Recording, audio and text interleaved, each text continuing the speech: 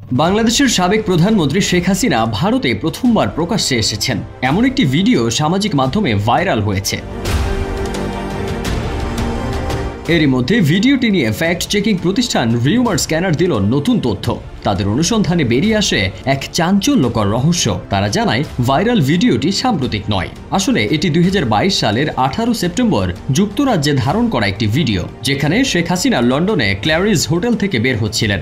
ভিডিওটি তখন পোস্ট করেছিলেন সিলেট মহানগর স্বেচ্ছাসেবক লীগের সভাপতি আফতাব হোসেন খান, যিনি সে সময় শেখ হাসিনার রাষ্ট্রপ্রধানদের সংবর্ধনায় অংশ নেওয়ার সময় এটি শেয়ার করেছিলেন।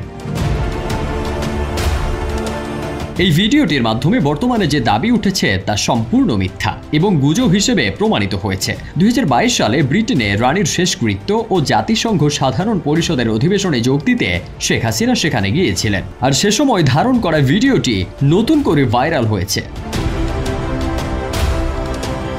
বিশ্বস্ত সূত্র অনুযায়ী ভিডিওটি ভারতের সঙ্গে সম্পর্কিত নয়। শেখ হাসিনা এখনও ভারতে প্রকাশ্যে আসেননি। ফারদিন সানি, দেশ রূপান্তর।